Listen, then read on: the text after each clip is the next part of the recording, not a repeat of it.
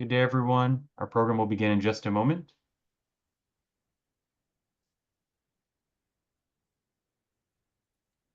Hello, everyone. Thank you for joining. Our program will begin in just a moment.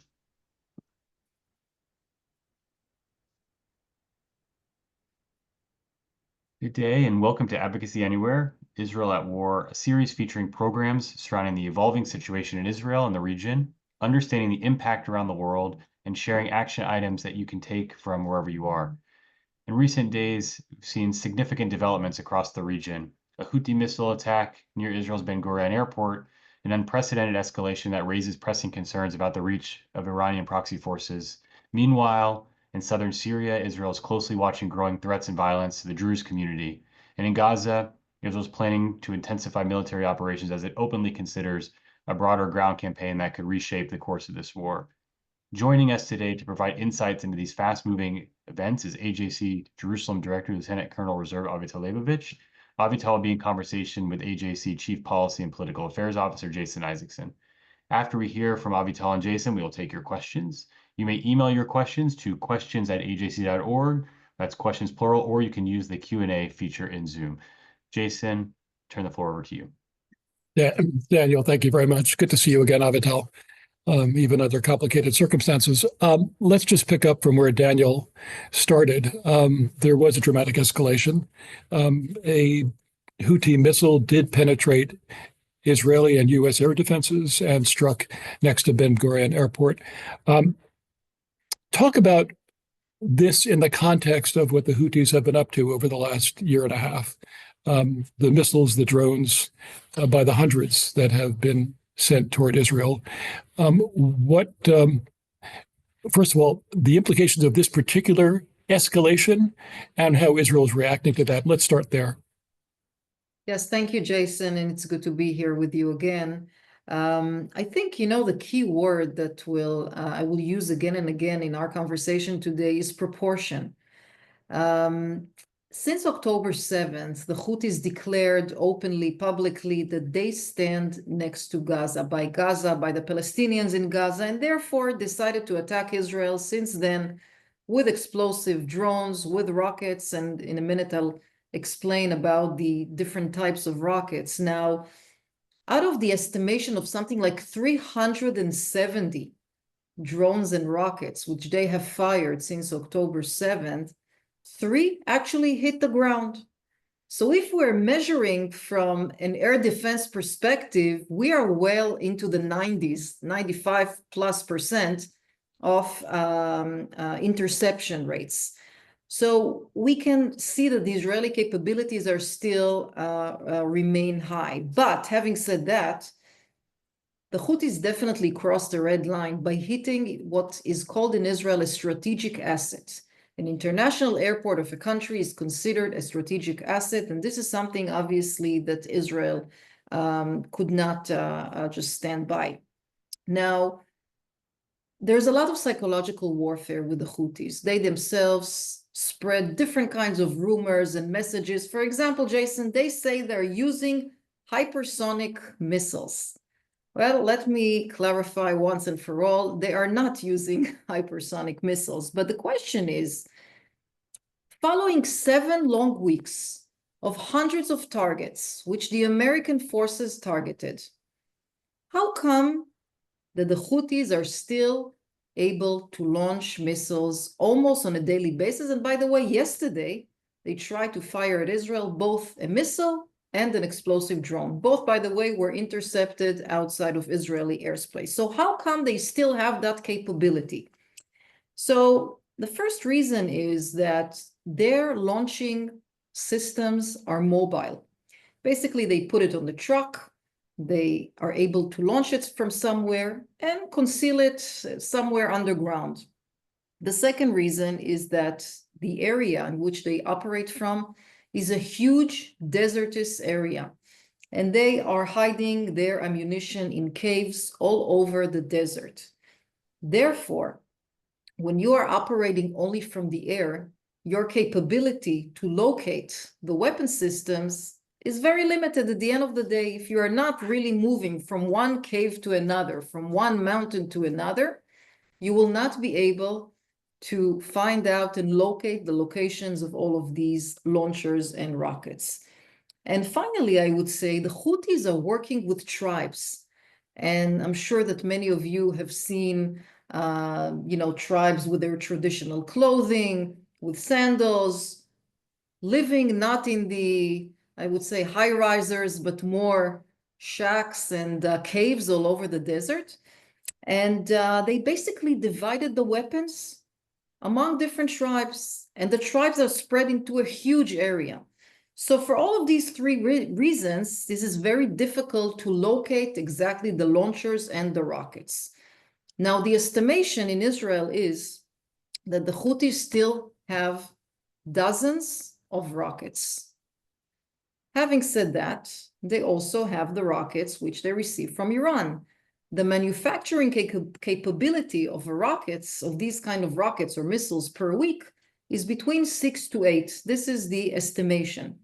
So they're continuing this production. Actually, the production is in Iran, and in Yemen, they're actually fine-tuning or putting some improvements on the missiles themselves. Now, following the attack in Ben Gurion Airport, Israel's defense minister, Katz, said a very strong statement. He said that those who will harm us, we will harm them double-fold. But Israel has a dilemma here. It's not that simple. First of all, I'd like to remind our viewers that the distance between Yemen and Israel is 2,000 kilometers. And this means that if an F-16 picks up from an Air Force base somewhere in Israel and flies to Yemen, it will take that aircraft close to 1 hour to physically reach that area. But there are three possibilities or three goals that Israel has in order to target Yemen, the Houthis. Number one is deterrence. At the end of the day, Israel is trying to create some equation of deterrence to prevent the Houthis from continuing and targeting Israel. That's number one. That's the first goal. The second goal, obviously, is to target the weapon systems that the Houthi have. I mentioned the rockets and the missiles, but there are also the launchers. And if they don't have the launchers, if the launchers are taken out, then obviously the missiles cannot be effective in any way. And the third goal that Israel has is to target those government institutions or government symbols. Of course, I'm talking about the Houthis' government symbols, not the rest of Yemen, because here the public comes in, the aspect of the public.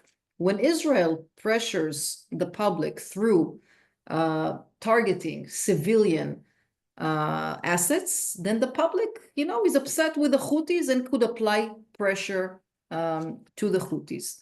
Now, again, this is not simple. I want to remind our audience that Saudi bombed the Houthis between 2015 to 2022.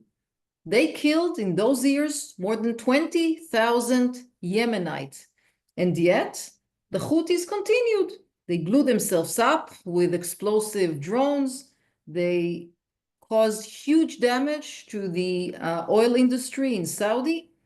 Basically, you can say today, in 2025, as we're speaking, the Houthis are the biggest proxy army of Iran. Now, you asked about the ballistic missiles and their capabilities, and I want to explain a little bit about those. Basically, they're using only two types of Iranian-made missiles. The first one is called Tufan. Tufan has a warhead of 650 kilograms. I don't know if you saw the length of such a missile, but this is really a huge missile that, in an average apartment of 4 bedrooms, you can measure from one side of the living room to another. That will be more or less the length of one missile like that. It's actually getting liquid gas, and therefore it requires some sort of preparations in advance. So it's maybe easier to detect that because of the preparations, easier to expose it from an intelligence perspective. The second type of a missile is called Palestine 2. And this is a more problematic missile because it flies low, which makes the identification by the radar systems more difficult. And also it's a little bit more, has more improvisation space because, for example, it could change its route after it has been launched already. Its warhead, however, is a lot smaller than the previous missile, only 1/3 of that, something like 200 kilometers. I want to say something about the explosive drones, because people hear drones, they think, you know, these are the drones you buy on Amazon. Every kid has a little remote control and can play with these drones. Well, this is not the case. These are drones who carry explosives. In July, unfortunately, in Tel Aviv, a 50-year-old man died because a drone hit the ceiling of the apartment which he lived. It was the roof. It was the last apartment, and it was a direct hit. The drones do not require special attention. In other words, they can be stored almost anywhere, in a tent, in a cave. They don't need special sterile conditions. And also the drones have been scattered in between the tribes all over the desert in Yemen. According to the estimation here in Israel, as I said, there have only a few dozens of drones at this point of time. Now, Israel chose, as you have seen, to target a few targets following the attack to Ben Gurion. The first one was the concrete factory. Why did Israel choose to attack, of all factories, a concrete factory? There are two reasons for that. Number one, some of the warheads on these ballistic missiles, which I just explained, are from concrete. Concrete actually has an effect of intensification of the explosives. So that's one reason. The second reason is that concrete is used, as we all found out the hard way, in tunnels that are dug in Gaza, tunnels which Hezbollah is digging, and these tunnels are used to store launchers, weapons, missiles of different kinds. So that was the reason for that goal, that target. And of course, the ports which are a financial asset to the Houthis. The ports is where the Iranians actually use those routes to smuggle the weapons. So it has a financial as well as a terroristic component. And I think Israel sent a very loud and clear message following that attack. The Houthis, of course, responded saying that they will weigh their next steps, but it will be very painful for Israel. And as we have seen yesterday, they try again and again. Last thing, which I think it's important maybe to put in the back of our heads, there are reports that Oman is also serving as some sort of laundering money mechanism for the Houthis.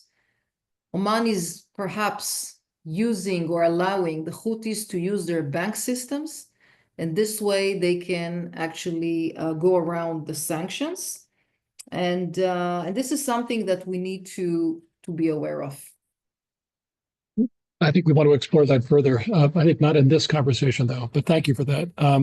Because, of course, Oman is also playing a middleman role in the negotiations between the United States and Iran, and also, obviously, as we just learned over the last few days, a middleman in negotiations between the United States and the Houthis, which brings me to my next point. I really wanted to ask you, first of all, what the U.S. response has been to the Houthi attacks on Israel over the last year and a half.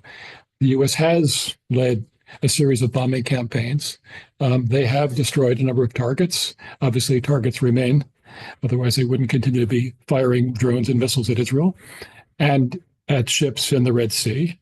But now we hear word just over the last couple of days that there is a new agreement between the United States and the Houthis, and wondering if that means the end of the U.S. role in support of Israel, if it means the end of Houthi attacks on shipping in the Red Sea or just on U.S. vessels. There's a lot of lack of clarity here, and I just wonder how it looks from Jerusalem. Right. So I want to say that both administrations acted against the Houthis. During the Biden administration, the U.S. led a coalition of 12 countries which operated in the Red Sea against the Houthis. However, during that time of operation, still vessels were targeted by the Houthis in the Red Sea. And of course, all along, they continued to fire at Israel. In the last 7 weeks, we saw an intensification by the current administration. We saw aircraft carriers, we saw B-2s, we saw different kinds of powerful American ammunition. And as I said, there were hundreds and hundreds of targets that have been targeted. So, I can't say that nothing has been done. That is not the case at all. So it was serious activities almost every night. Almost every night, there were serious American attacks on the Houthi targets. However, I don't know any war or any operation that you can win only from the air. And as I mentioned, we're talking about a very complicated geography in Yemen, especially in northern Yemen, with a huge desert, with caves, with underground facilities that were dug for decades. And if you really want to cripple the Houthis' capabilities of manufacturing missiles and launching missiles, you really need to have boots on the ground. And that is not the case. Of course, Israel is not there physically, far away. So Israel is not in a position to do those kind of activities. And then 24 hours ago, here in Israel, we heard the new declaration by President Trump saying that he believes the Houthis, that they will no longer attack American assets. And therefore, the US reached an agreement with the Houthis. Now, I have to say that this caught us here in surprise, a great surprise, because at the end of the day, it feels like Israel is left alone.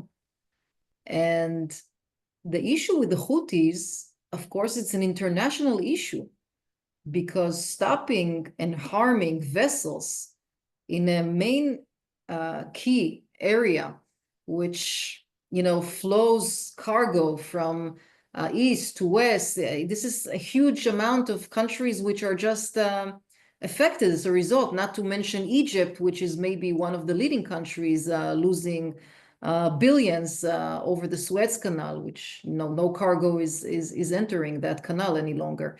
So the question is really, from an Israeli perspective, what does that mean? Is Israel alone? Is Israel left alone? Are the Houthis no longer considered a terror group if now we believe them? It's very concerning, I have to say, in Israel, very concerning. I have no doubt that they will continue to fire. By the way, they say so openly, almost on a daily basis. Not only that they will continue, but they will intensify their efforts towards harming Israel. By the way, here is an amazing thing that they did. It's unbelievable, Jason. Yesterday, they sent an email to airlines all across the world, actually warning them from flying to Israel, to the Israeli airport of Ben Gurion, the same airport they hit. So, they're all out with their efforts against Israel. And it seems that now we're alone. And it's quite... that really is my question. Also, there's a lack of clarity on what the extent is of this ceasefire, supposedly. You had President Trump, when he was sitting with the Prime Minister of Canada, saying, and I quote, "They said, please don't bomb us anymore, and we're not going to attack your ships, and I will accept their word, and we are going to stop the bombing of the Houthis effective immediately," which makes it seem as though it was U.S. targets, U.S. vessels that were going to no longer be targeted by the Houthis. But then I believe the Omani Foreign Ministry, which had been conducting these negotiations, suggested that it was actually all shipping. And there have been a variety of reports. And I'm just wondering if there's any greater clarity in Israel, the extent of this ceasefire. Is it only Israel that is going to be attacked, or will maybe ships that are on their way to or from Israel or suspected of going to or from Israel that are passing the coast of Yemen that will continue to be subject to Houthi fire, or other vessels that may have Israeli ownership, because that's been the case in the past as well? It's not at all clear. Is it at all clear to you? Yeah, the Houthis said openly and publicly that it's American vessels, and they only reached an agreement on American vessels and nothing else. In addition to that, they plan to intensify their attacks against Israel. The fact that they reached, what they said was that the fact that they reached an agreement with the US actually strengthens their alliance with the Gazan people. So yes, it's only directed toward American vessels. And having said all of that, we are talking about a terror group, a vicious terror group, which, by the way, doesn't really care about lost lives. They have huge motivation to continue, and they don't have any problem with getting killed. So I'm not sure this is the end of the story. I'm not sure. I'm not sure this is a done deal, and they shook hands, and now there is an agreement in place, and that's it. I'm not sure that is the case. Yeah, I guess we'll be seeing this over the next few days. Let's talk about other sources of trouble that stem from Iran, other Iranian proxies. Obviously, the Houthis have been funded and trained and supplied by the Iranians. But let's talk about the U.S. administration's approach now to Iran in general. There are negotiations that have had 3 rounds so far in Rome and in Muscat. Another round is coming up.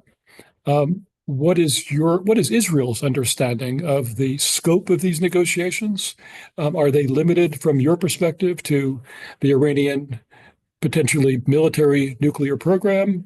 Are they wider than that, as many in foreign policy circles in Israel, but also in the United States, have been urging that it be wider than just the nuclear program?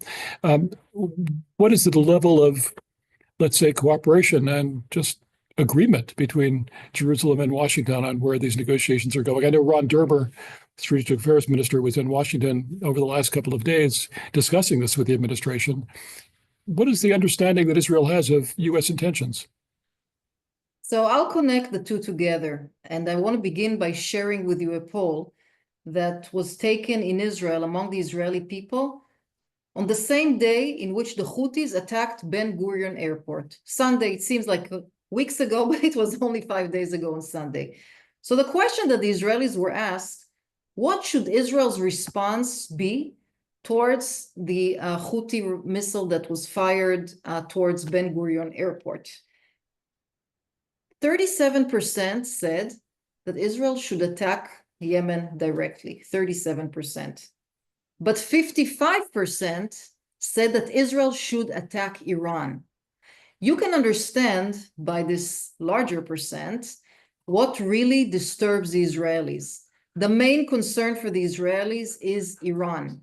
Now, when the president had Netanyahu sitting next to him and broke out the news that he made a decision to go through a diplomatic channel, the shock was quite huge in Israel because the threat was still there.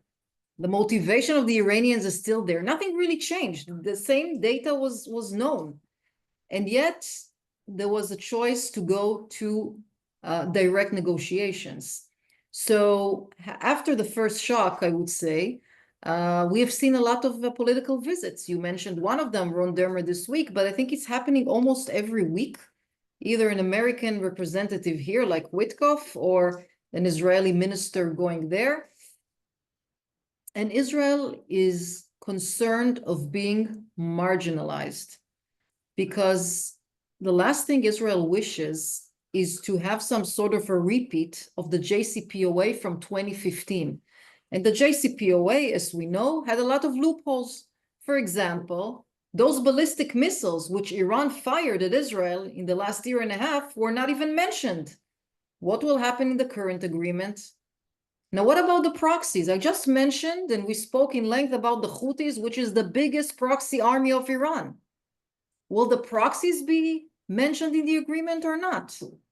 And then there's a civilian nuclear factor.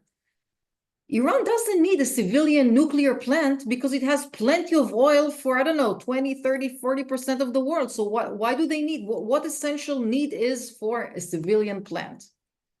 So there is a concern of marginalizing Israel.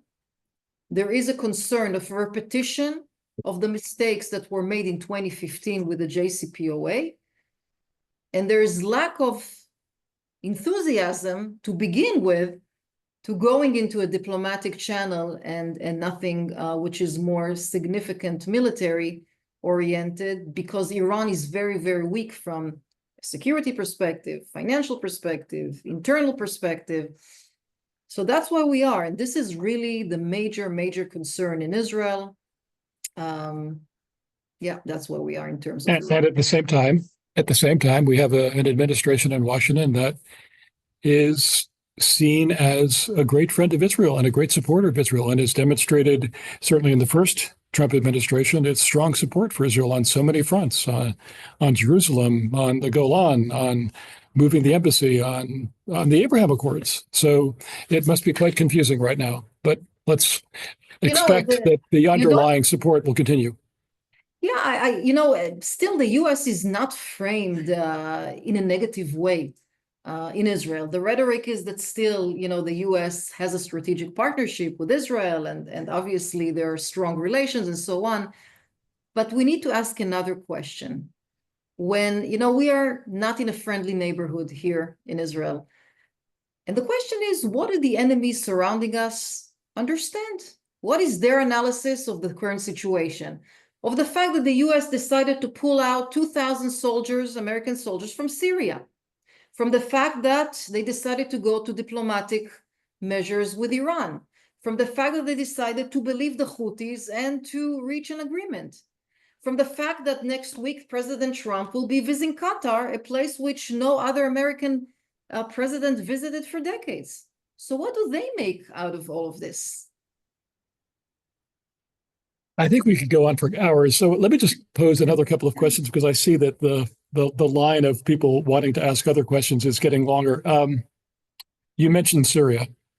Since the Assad regime collapsed, the Sunni Islamist militant group that has taken power in Syria has sent conflicting signals to the region and to the wider world, professing support. Professing its support for minorities, but at the same time attacking minorities, attacking the Alawite minority, attacking the Druze minority as well. And Israel has stood up for the Druze in Syria. Talk about Israel's concerns regarding the new regime in Damascus on both the domestic and security fronts. Also, Turkey's ambitions in Syria, Iran's ambitions. And how should we interpret the overtures that the regime has specifically made toward the Syrian Jewish diaspora? Because they have done that. And also, we are just learning over the last couple of days, there's been some private discussions between Syria and Israel under the aegis of the Emiratis. Very confusing picture. What is the current attitude toward and expectations of Syria? Yeah, maybe I'll begin. I don't want to raise the tension here, but following yesterday's declaration that Syria and Israel are having some sort of a dialogue moderated by the UAE, we're not talking about peace. We're not talking about Abraham Accords, but we're not talking about peace. We're just talking about some security measures on the border, which, by the way, I think it's a positive step when there is a dialogue. Having said that, let's really look at the Golani's lens, and we'll check it through the Druze case study. So the Druze, of course, are a small sector in Syria. It's considered to be a very quiet sector. It's not a provocative sector. They usually live within their own villages, their own cities. They're always considered to be very loyal to the countries in which they live in. They live in Israel, they live in Lebanon, they live in Syria. They always have good relations with the local government. So Israel, as you know, after Assad fell down, understood it needs to protect itself on the border, because the border became some sort of a no man's land. And obviously Israel could not afford an October 7th from that border by jihadist militias and other terror groups which are there, because Golani is trying to build an army now, and that army is still not formulated to a legitimate hierarchy, organized format. It's not there yet. So in this buffer zone, which Israel created, Israel is located in a few areas along the border in the Syrian side, very close to the border, and created some sort of an artificial buffer zone. Now, in this buffer zone, that's where the Druze are actually live. Now, how many Druze live in Syria? I would say that the numbers vary from 500,000 to 700,000. So it's not a tiny number. Most of them are concentrated in the southern part of Syria. You heard about Swede, and this is where some of the clashes took place. I would say that in that area, 90% of the Druze of Syria live in that area. But there are also neighborhoods, southern neighborhoods of Damascus. You heard about Germana, Sakhnaya, you heard about the clashes there. Also neighborhoods where the Druze live. So the question is, what happened to the clashes? How did we begin a situation with the clashes? Now, it came from a situation in which Golani is trying to build an army, and therefore he's sending his own people to try and collect weapons from the different sects in Syria, because Syria is not a unified country. There are different groups. You mentioned the Alawites. The Druze have their own weapons. The Druze refuse to give their weapons in to Golani's people. The basis of this clash is religious. It's between the Druze and jihadists who are Sunnite. So it sits really for decades, for thousands of years on a religious basis. Now, in addition to this, there is the Israeli aspect. Many Druze in Syria have families in Israel, family members. It can be aunts, it can be uncles, it can be cousins, sisters, brothers. They speak on a regular basis, the Druze in Israel and the Druze in Syria, just like the Druze in Lebanon speak to the Druze in Israel. And actually, the Druze found themselves in a very, I would say, stressful situation in which their lives are being threatened by these militias that Golani sent them. And they transferred messages to Israel that they want help. Therefore, you saw last week on Saturday and Friday, Israel attacked a few sites in Syria. What were these sites? Not all of them were related directly to the Druze. Some of them were different weapon systems that Syria had, the previous army, that they still exist. And one of the concerns in Israel is that when Golani, in the process of building a new army, Golani will turn to old military personnel from the previous army, from Assad's army, because they know how to operate different defense systems. So Israel did not want, Golani to have that capability, strategic capability, and therefore it attacked some of the systems. The other targets Israel targeted really had to do with Druze, sending a message to the Druze. By the way, the Prime Minister of Israel, the Defense Minister, all sent messages to Golani publicly, warning him not to attack the Druze. The Druze are really a part of the buffer zone at the end of the day. And we don't want the Druze to be affected and of course, to be harmed. Now, there's issue of supplies, because since the Druze are locked up in their villages, there are no supplies coming in. So Israel also helped the Druze with supply. Lastly, I would say that Israel is hospitalizing the Druze. Some of the Druze that have been wounded, actually more than 20, have been hospitalized in northern part of Israel, in the Galilee, in a hospital. And this all sits on the pact between Israel and the Druze. We have Druze cities here in Israel.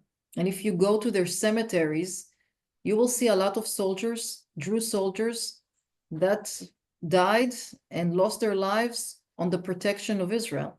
So they're really an integral part of the Israeli society. And we love the Druze as Israelis. We really love them. We cherish them. We embrace them. And the Druze in Syria are not different. We wanted to also get into the question of Well, you talked about the fact that Israel and Syria may be talking not about peace, but about sort of deconfliction along the border, safety along the border, security of the Israeli border.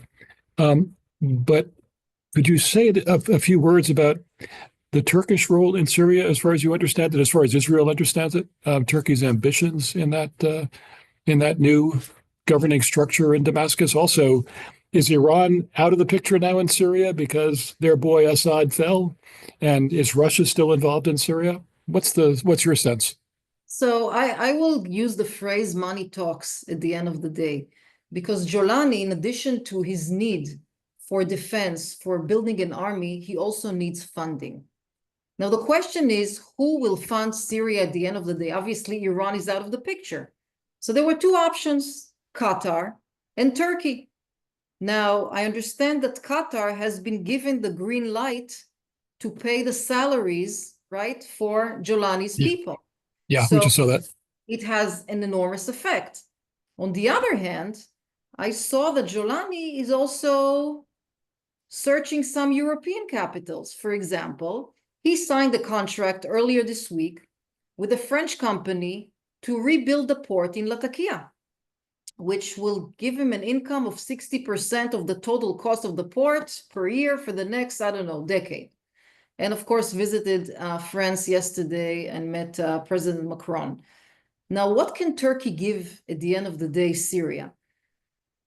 On the one hand, they are quite, from an economically perspective, they're quite, I would say, not in the best condition, unfortunately. But on the other hand, they do have this Turkish empire they'd like to spread them geographically, of course, with the Kurdish issue as well. But do they have the capability to do so? I'll tell you what is one of the problems that we are facing now. This is the 2,000 American soldiers that were on the border between Syria and Iraq. And now the US decided for its own reasons and interests to pull out those 2,000. This is nothing. 2,000 soldiers is a small number, of course, for the US. But the meaning is, and you mentioned Russia before, the meaning is that a vacuum will be created. Now, why did the US, sit there on that border? Because of the Iranian smugglings. Now, if the US will pull out, of course, Turkey can have even a more significant role in that area. So it's unclear where they're going because the financial issue is a critical issue as well. What is clear to me that France, for example, after losing, I don't want to say losing Lebanon, but losing its influence in Lebanon, is trying to find influence maybe in other countries in the region, and Syria could be one option. Okay. A huge change, by the way, because Latakia port, which was used by Russia, will now be controlled by a French company. This is a huge change. It's interesting. Having said all of that, I'm not sure that we are not still looking at a jihadist leader of a country. I don't see a lot of Western kind of, impact of Golani. I mean, even though he can release a clip of 10 seconds playing with his foreign minister with button shirt basketball, I look back 2 days ago and then I see that he sent his soldiers to kill people in a nightclub in Damascus because, it was men and women together in the nightclub. So we are far from, stabilization. Yeah. We are far from determining a Western kind of new leadership in Syria. What is clear is that the Druze are under danger. What is clear is the country is still very, very much divided. The Arab world is somehow trying to make an impact, and Europe as well. Yeah, no, it's clearly an open question and something you've been watching very closely, and also cautioning people not to jump to conclusions that suddenly Syria has been transformed and that the president of Syria has been transformed. I see we're running out of time, but I'd like to ask you one more question before we open it up, and that has to do with Gaza, because I think we promised that at the very beginning of this conversation. Israel has not launched, but is prepared to launch an offensive in Gaza with the joint goal of further weakening Hamas so that it cannot reconstitute a military threat to Israel, and exerting maximum pressure with the intention of liberating the 59 hostages who remain in captivity in Gaza. An argument is often advanced, as you know, that the continued and now possibly escalated Israeli military campaign is as likely to endanger the still living hostages as it is to lead to their freedom. How does this look to you? So I think that the main question is, what changed? What will a new operation achieve that the old one didn't? Look, 251 hostages were taken on October 7th. All of them, except very few, have been returned with an agreement between the two sides, an agreement that which Israel had to release many hundreds of terrorists, Palestinian terrorists with blood on their hands, but 59 still remain in captivity. And the Israeli cabinet met earlier this week and reached an agreement that a maximum pressure with an operation that is very different, and I'll explain how it's different from the previous one, maybe will be the only solution to reach some sort of an agreement.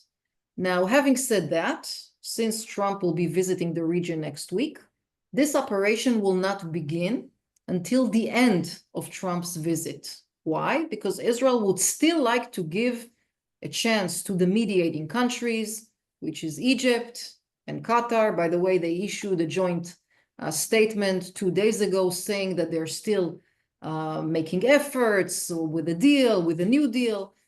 Hamas is playing it hard to get, I have to say. It's very, very unfortunate. The hostages' families are in a dire situation. I mean, these are shadows of people, really. As we're speaking, by the way, Jason, they have the hostages' families are protesting outside the US Embassy building in Tel Aviv because they would like to pressure Trump towards his visit in the region to put more efforts into some sort of a deal on the hostages. So the operation will be different. How? It will be different in the sense that, number one, the humanitarian issue.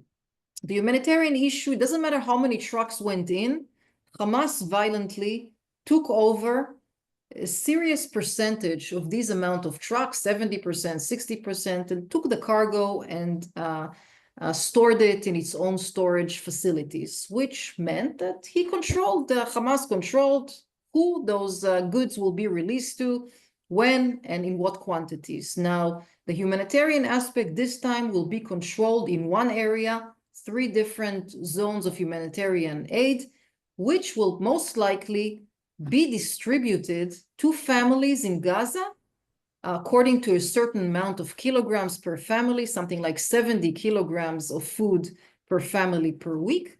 And a civilian, possibly American company will distribute the goods. So Hamas will not even be in the area.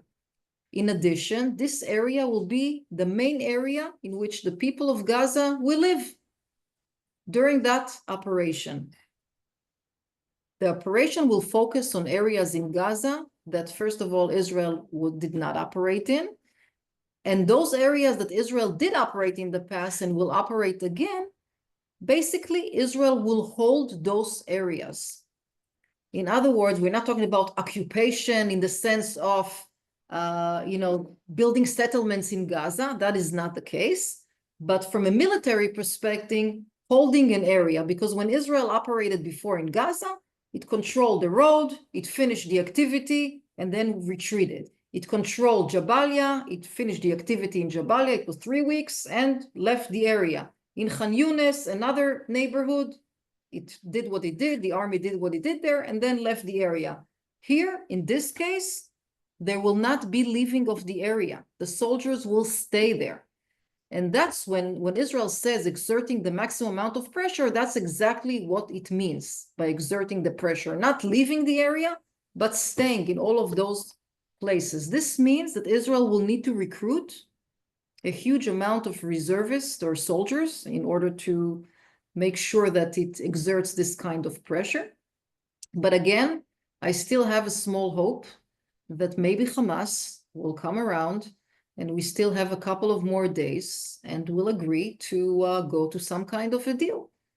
There's another option, by the way, which will be a very limited deal, in which Hamas will agree to release only American hostages. One of them is alive and 4 are not.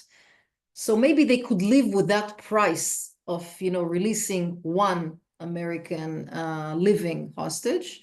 And in return, they will get some sort of a ceasefire for, I don't know, a few weeks, and they will be able to regroup, rebuild themselves, and so on. So maybe that is also some kind of an option. But of course, we are hoping for a better kind of outcome of the negotiations. But when you're talking about the IDF staying in Gaza, Yeah. I don't think we're talking about indefinitely staying in Gaza. We're talking about until such time as Hamas is no longer a threat.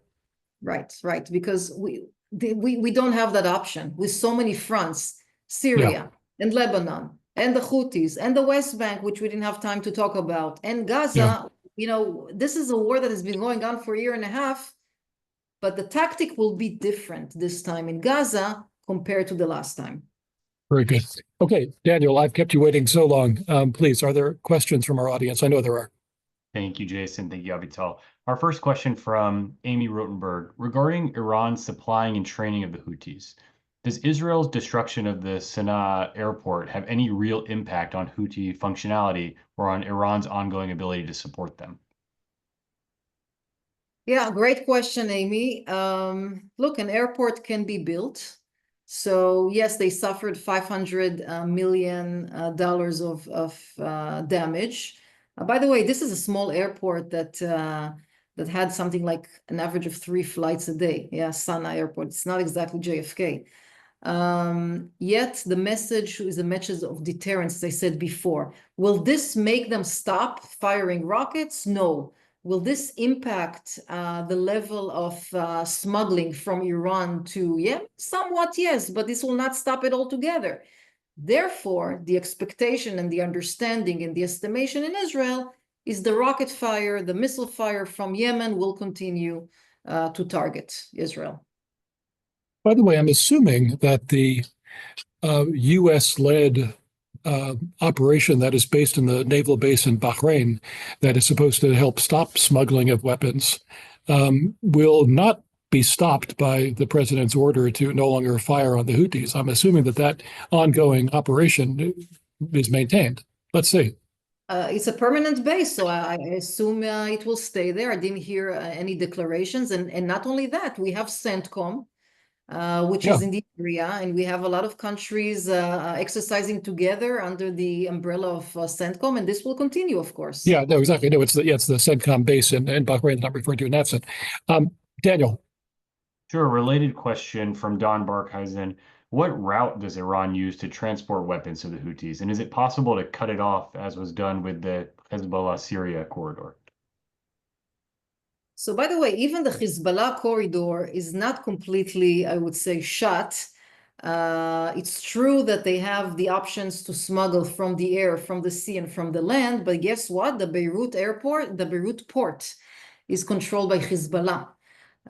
So there is still a route which is open.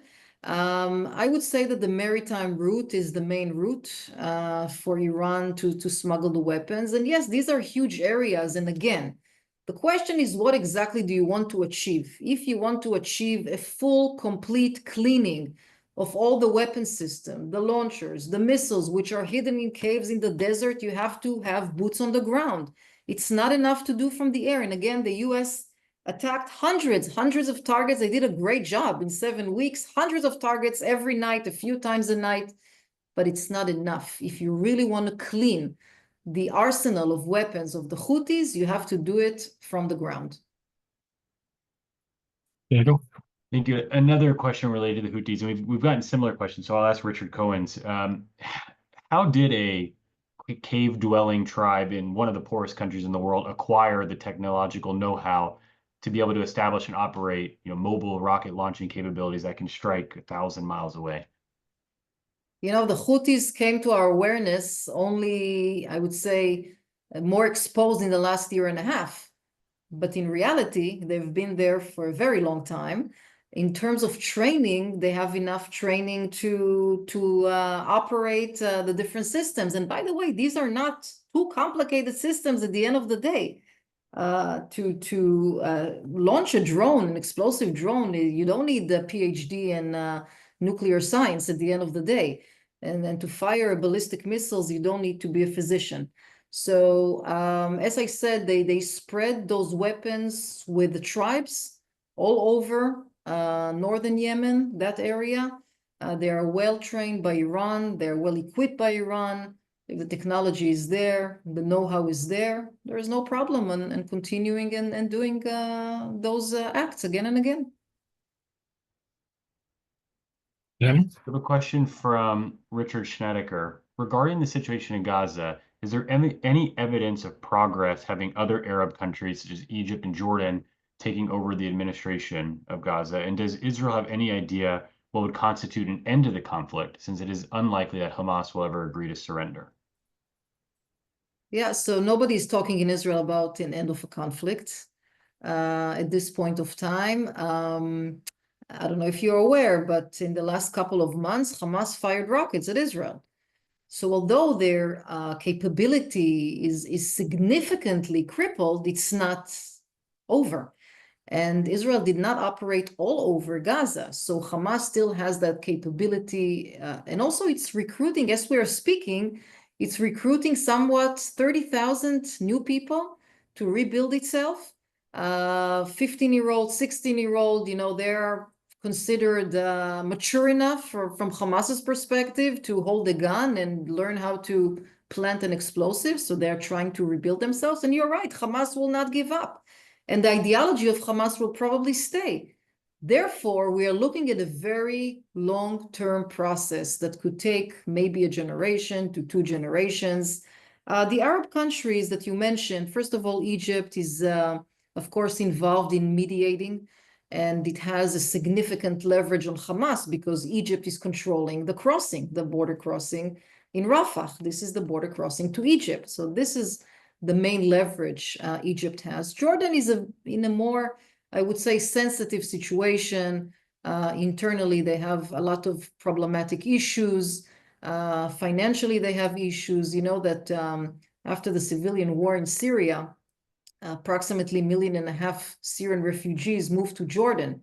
And only now they're gradually leaving the country and returning to Syria. And that was a huge economic burden for the Jordanian government. So they're not that involved. They were involved in humanitarian aid, in cargo, things like that, but not on the ground. The hope was that the Palestinian Authority will have the ability to control Gaza. Unfortunately, that is not the case at this point of time. There is no question that at the end of the day, Palestinians will need to control Gaza, not Europeans, not anybody else. The moderate Arab countries should be, in a way, a compass for the next leadership of Gaza, a compass which will show them, how to build a better society, economically successful, and so on and so forth. Yeah, I'm glad you put that forward because that is something that we've all been discussing with our friends in the Arab world. And we know that there are a lot of discussions about a day after. Let's hope it's not 20 years from now, as one of your earlier comments suggested it might be, that we will get there a lot faster. And I'm sure that this will be among the topics that are discussed in the president's visit to the Gulf this week, how to move in the direction of an end of the conflict and a day after. But I know that's a great deal of water that we have to swim through before we get to that point. Daniel, maybe one more question, and then I want to ask Avital about the president's trip and her understanding of Israel's expectations and hopes for the president's trip. Sure. And actually, Jason, my last question was from Susie Jaffe about the president's visit, which was fine. What the message is being sent that Trump will visit the Middle East but not stop in Israel. And then there was a follow-up question from Dave Hebler about asking about the mood or the feeling on the streets of Israel about Trump's upcoming visit. So great questions, and I'll combine the answer. I would say there's disappointment here that his first visit to the region does not include Israel.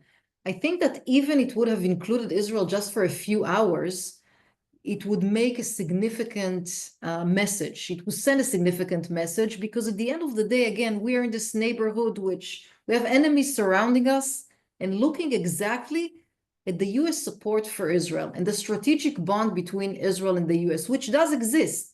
But a visit on the ground here in Israel could have, shown a different kind of relations. Now, the fact that President Trump chose to visit Qatar, for example, I can say that there was not a lot of enthusiasm in Israel for this choice. As you know, Qatar is one of the main inciters against Israel. And by the way, recently in the ICC, they gave a huge speech about, Israel's crimes and so on and so forth. I think that the main understanding in Israel is that the visit in Saudi will have a lot of financial components in it.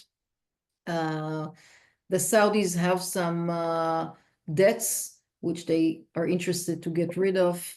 There are some American steps that could be taken to help the Saudis, some kind of treats, as we say. But I think it will be some sort of a beneficial financial agreement with weapons, with a defense deal, some sort of that, maybe even chips, which I heard about, manufacturing of chips, because Saudi is interested to open a big research center for technology, and that could be a good bonus for them. So I don't think that the hostage issue will be the top of the list in Saudi, at least. I also saw a report, which obviously was leaked from Saudis, that the Saudis are asking the US not to have major announcements in their visits. In other words, the Saudis are saying, this is not the right time. We are not there yet, so please don't declare any kind of normalization or direction to normalization. So unfortunately, that is not the timing. I think the hope in Israel, number one, is for some development on the hostage deal. This is, I think, the most concerning and the most pressing issue. And then the Iranian issue. Having said all of that, and thinking of yesterday, of the latest declaration about the Houthis, I believe them. And therefore, we are now with some sort of an agreement. It's still concerning, and it's still very unclear what will be the outcome of that visit. Understood. But I also do want to point out, as you know, that Israel is the only country that's had its head of government in the Oval Office twice in the first 100 days of the Trump administration. The relationship is obviously very close, but I hear you in expressing the concerns that you're hearing from officials and from everyday Israelis about the direction of this relationship. But we are confident that it's strong. It must be strong, and AJC will do everything we can to make sure that it stays strong. Avital, thank you for this. Daniel, thank you for hosting this conversation, and thank you all for being part of it. Yes, thank you, Jason. Thank you, Avital. Thank you, everybody from around the world, for tuning into today's Advocacy Anywhere program. To stay up to date on the evolving situation, make sure to follow AJC on social media at AJC Global. You can find more resources and ways to take action at ajc.org/Israel@war. That's ajc.org/Israel@war. We're very regularly adding new materials and updates. As always, our hearts are in Israel today and every day. I'm Yisrael Chai. Goodbye, everyone. Thank you. Bye-bye. Bye.